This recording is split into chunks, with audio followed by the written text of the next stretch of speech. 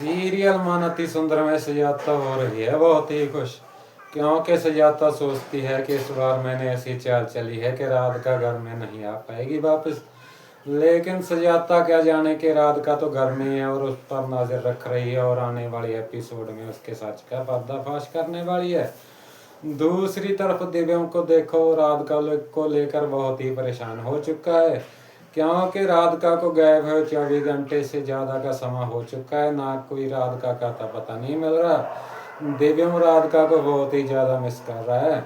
दिव्यम सोच रहा है कि राधिका के साथ कहीं रास्ते में कुछ हो ना गया हो, इसीलिए हमें जाके राधिका को ढूंढना चाहिए। दिव्यम सुजाता से उस मंदिर का ड्रेस लेता है और गोलू को साथ लेकर उस मंदिर में चला जाता है।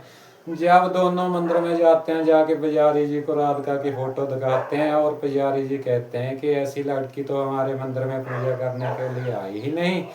तभी दिव्यम जी की चिंता और भी बढ़ जाती है और दिव्यम जी घर आते हैं और आके सुजाता को पूछते हैं कि माँ जी, तुम तो कह रही थी कि राधिका पूजा करने गई है, पर हमें मंदिर के पुजारी ने बताया कि राधिका तो मंदिर में पहुंची ही नहीं।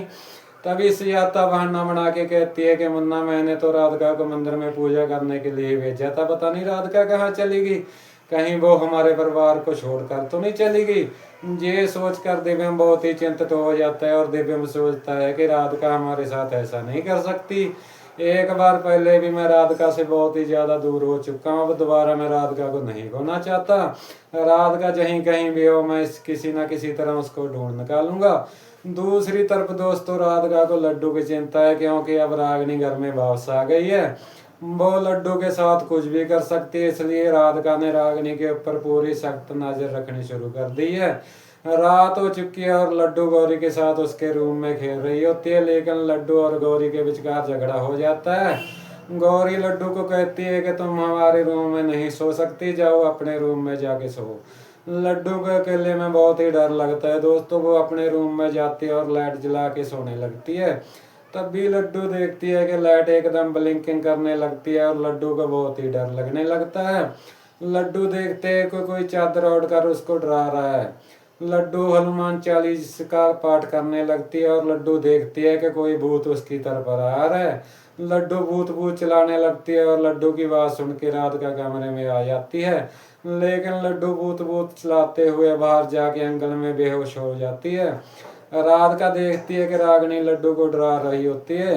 राधिका रागिनी के कान पर थप्पड़ मारने ही वाली होती है, लेकिन राधिका को किसी को छू भी नहीं सकती। राधिका बहुत ही बेबस हो जाती है और बहुत ही अफसोस होता है राधिका को कि हम अपनी बेटी की रक्षा भी नहीं कर पा रहे। तभी राधिका को दिव्यम दिखाई देता है और राधिका दिव्यम को दिल से आवाज देती है कि दिव्यम जी, जरा पीछे देखो, हमारी लड्डू आंगन में बेहोश पड़ी है और कांप रही है। राधिका की आवाज का एहसास हो जाता है। दिव्यम मुड़कर पीछे देखता है तो उसको लड्डू दिखाई देती है।